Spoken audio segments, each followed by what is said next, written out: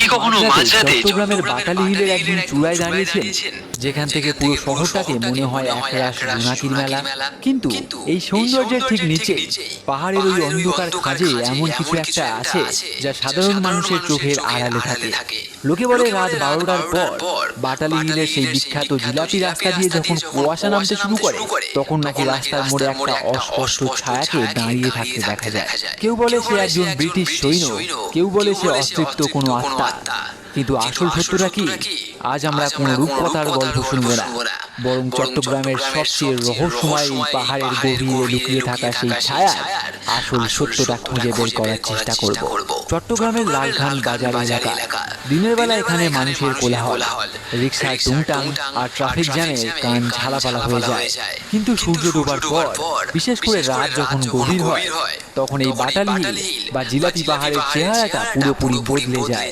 এই পাহাড়ে চূড়ায় ওঠার জন্য যে সর্পিল রাস্তাটা আছে, সেটাকে স্থানীয়রা জিলাপি রাস্তা বলে। যারা এখানে নিয়মিত যাতায়াত করেন তারা জানেন পাহাড়ের নিচ থেকে উপর পর্যন্ত কতগুলো বাঁক আছে।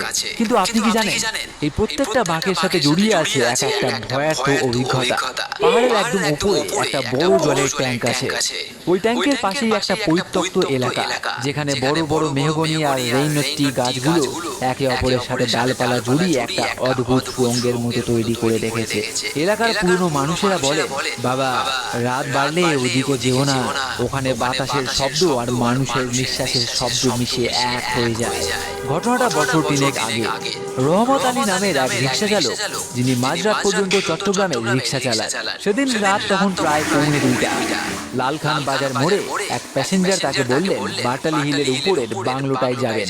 রহমত আলী প্রথমে রাজি হননি, কারণ ওই সময় পাহাড়ের উপর থেকে নামার সময় ভয়ের একটা ব্যাপার থাকে। কিন্তু বেশি ভাড়ার আশায় তিনি রাজি হলেন। পাহাড়ের 3 নম্বর বাঁকটা যখন পার হচ্ছেন, তখন রহমত আলীর মনে হলো তার রিক্সাটা হঠাৎ খুব ভারী হয়ে গেছে, যেন পিছন থেকে কেউ রিক্সাটাকে টেনে ধরেছে।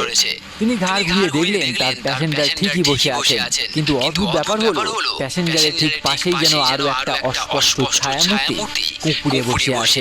রহমত আলীর গায়ের লোম খাড়া হয়ে গেল। তিনি চিৎকার দিতে চাইলেন, কিন্তু গলা দিয়ে স্বর বেরোলো না। প্যাসেঞ্জার কিন্তু স্বাভাবিকভাবেই মোবাইলে কথা বলে যাচ্ছিলেন। ঠিক তখন চূড়ায় পৌঁছলেন। রহমত আলী দেখলেন সেই ছায়াটা রিক্সা থেকে নেমে মুহূর্তের মধ্যে পাহাড়ের খাড়া ঢাল দিয়ে নিচে নেমে গেল। মানুষ হলে ওই ঢাল দিয়ে নামা অসম্ভব ছিল। রহমত আলী আজও বাটালি হিলের নাম শুনলে ভয়ে সিটিয়ে যান। এটা কি নিছক মনের ভুল, নাকি পাহাড়ের ওই খাঁজে আসলে কেউ ওত পেতে থাকে? বাটালি হিলের রহস্য বুঝতে হলে আমাদের একটু পেছনে ফিরতে হবে। দ্বিতীয় বিশ্বযুদ্ধের সময়, অর্থাৎ 1940-এর দশকে, চট্টগ্রাম ছিল ব্রিটিশ সৈন্যদের একটা বড় ঘাঁটি। জাপানিদের আক্রমণ থেকে বাঁচার জন্য ব্রিটিশরা এই বাটালি হিলের চূড়ায় এবং আশেপাশে প্রচুর অ্যান্টি এয়ারক্রাফট গান বা বিমান বিধ্বংসী কামান বসিয়েছিল। পাহাড়ের ভেতরে ফুলে ফুলে তৈরি করা হয়েছিল গোপন বাংকার। বলা হয় যুদ্ধের সময় এক ভয়াবহ রাতে জাপানি বোমারু বিমান থেকে এই পাহাড়ে বোম ফেলা হয়েছিল। সেই হামলায় বেশ কয়েকজন ব্রিটিশ সৈন্য এবং স্থানীয় শ্রমিক এই গোপন বাংকারের ভেতরে জীবন্ত সমাধিস্থ হন। অনেকের লাশ উদ্ধার করা সম্ভব হয়নি। এই তথ্যটা কি আপনাকে কিছু ভাবাচ্ছে? হয়তো সেই ছায়ামূর্তিগুলো তাদেরই, যারা আজও সেই হারানো বাংকার বা শেষ আশ্রয়স্থল খুঁজে ফিরছে। কিন্তু গল্প এখানেই শেষ নয়। আমাদের তদন্তে উঠে এসেছে আরো কিছু রোমহর্ষক তথ্য।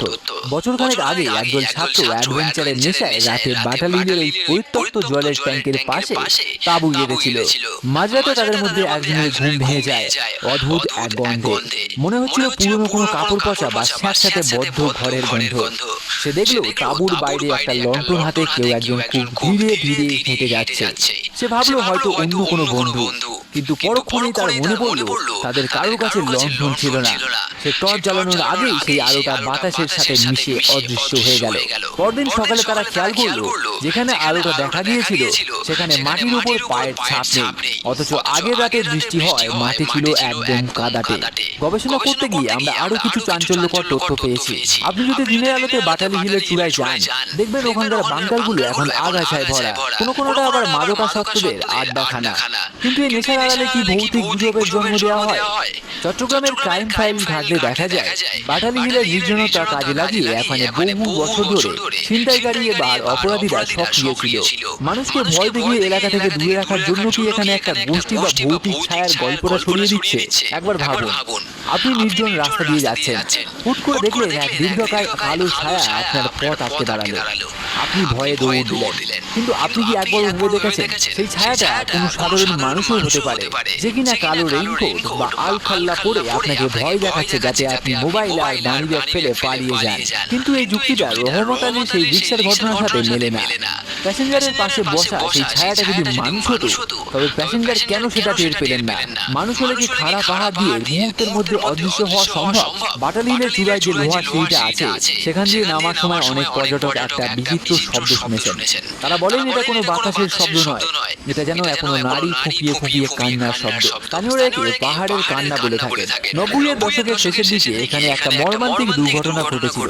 এক প্রেমিক যুগল পাহাড়ের উপরে বসে গল্প করার সময় ছিনতাইকারীদের কবলে পড়ে। নিজেকে বাঁচাতে গিয়ে মেহেদী পাহাড়ের কয়েকশো ফুট নিচে পড়ে মারা যায়। এরপর থেকে নাকি অনেক পূর্ণিমা রাতে ওই বিশেষ স্থানে এক সাদা ছায়াকে উদ্দেশ্যহীনভাবে ঘুরে বেড়াতে দেখা যায়।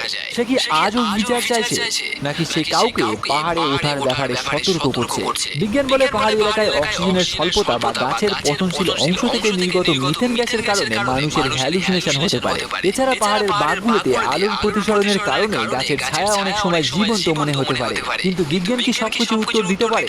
যারা নিজের চোখে দেখেছেন, যারা পাহাড়ের সেই হিম শীতল বাতাসের মধ্যে হঠাৎ একটা গরম নিঃশ্বাসের পরশ করেছেন, তাদের কাছে বিজ্ঞানের এই ব্যাখ্যাগুলো কেবলই অজুহাত।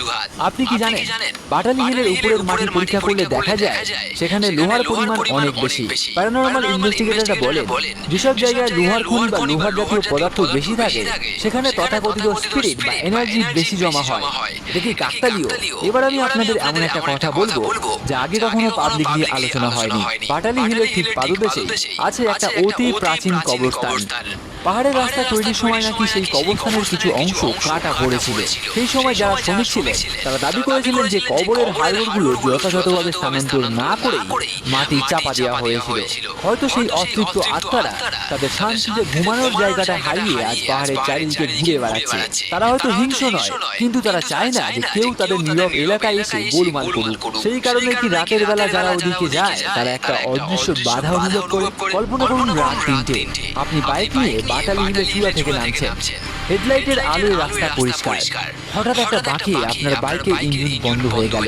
চারপাশ নিস্তব্ধ, শুধু ঝিঝি পোকার ডাক। আপনি বাইক স্টার্ট দেওয়ার চেষ্টা করছেন, আর ঠিক তখন আপনার কাঁধে একটা ঠান্ডা হাত এসে পড়লো।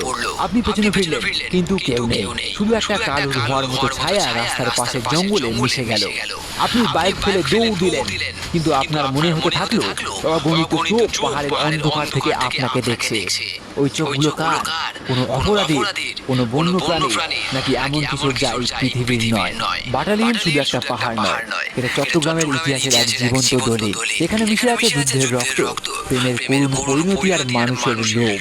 হয়তো সেই ছায়া আসলে আমাদের মনেরই এক ভয়, অথবা কোনো এক অস্তিত্ব যা আমাদের বোঝার ক্ষমতার বাইরে। আজও মাঝরাতে যখন বাটালি হিল নিস্তব্ধ হয়ে যায়, তখন ওই জলের ট্যাঙ্কের পাশে একটা অবয়বকে বসে থাকতে দেখা যায়। সে কি এখনো কারো অপেক্ষায় আছে, নাকি সে নিজেই এই পাহাড়ের প্রহরী? সত্যিটা হয়তো আমরা কোনোদিনও জানতে পারবো না, কারণ কিছু রহস্য অজানাই সুন্দর। আপনি কখনো বাটালি হিলে কোনো অস্বাভাবিক কিছু অনুভব করেছেন? আপনার সেই অভিজ্ঞতা আমাদের কমেন্টে জানান। আপনার কি মনে হয় সেই ছায়াটা আসলে কি? ব্রিটিশ সৈন্য, অতৃপ্ত প্রেমিকা, নাকি নিছকই কোনো ছিনতাইকারীর চাল? সাবধানে থাকবেন, কারণ পরের বার যখন আপনি চট্টগ্রামের এই জিলাপি রাস্তা দিয়ে একা ফিরবেন, হয়তো কোনো এক ছায়া আপনার রিকশার পেছনে সিটে আগে থেকেই বসে থাকবে।